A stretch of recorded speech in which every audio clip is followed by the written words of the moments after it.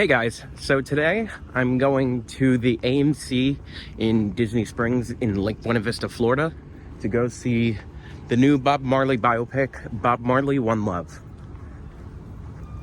This is the first movie review that I'm doing while I'm here on my Disney College program, so this is a pretty fascinating experience. I mean, under normal circumstances, I'm not walking through a golf course to get to the movie theater. So this movie is based upon the life of Jamaican reggae musician Bob Marley, and then takes you through periods of his career. And this movie is directed by Ronaldo Marcus Green and stars, if I could get it up on my watch, Kingsley Benadir, Lashana Lynch, James Norton, Savannah, Hector Lewis, and Tossin Cole.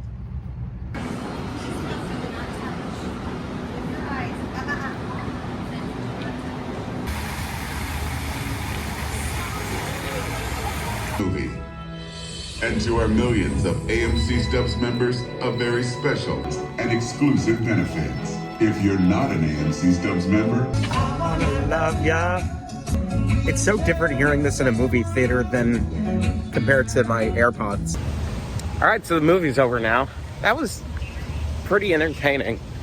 I'll get into further detail soon. But I actually have work today, so I'm gonna actually record my recap and review part of it tomorrow.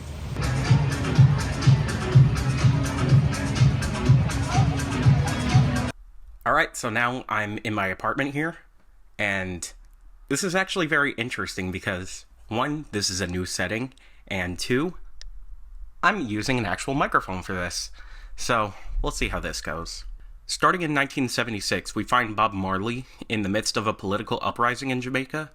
Him and his bandmates of the Wailers try to continue as normal, but the safety of everyone becomes threatened when Bob Marley and his wife Rita, and I feel so bad for forgetting the name of the other guy who was with them, but they experience a break-in, and this causes Rita, Bob Marley's wife, to bring the kids to the United States while Bob Marley travels to London to finish recording the album Exodus.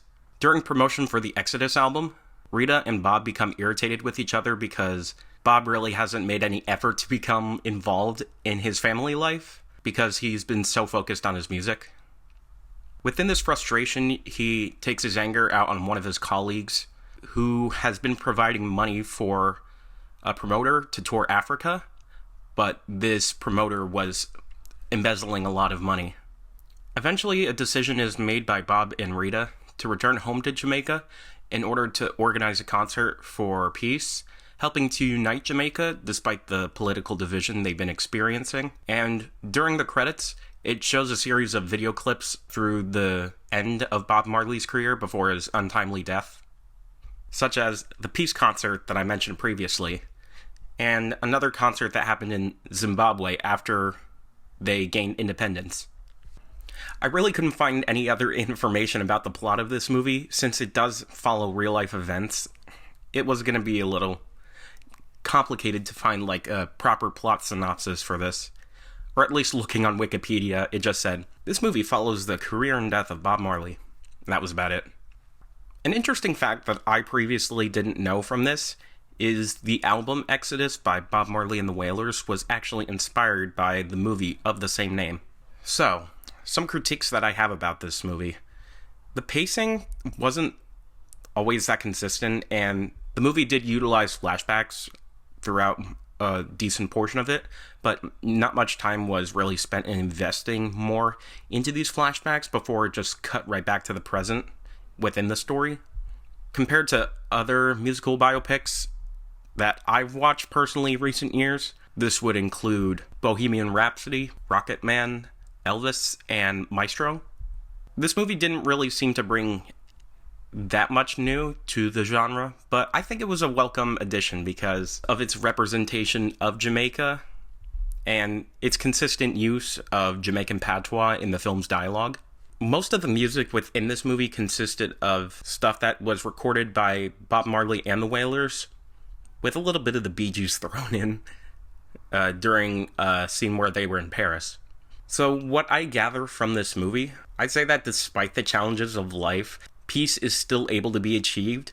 Although it may sound patronizing in a world that doesn't always seem to want to prioritize peace, movements can become effective enough where there is motivation for peace to happen.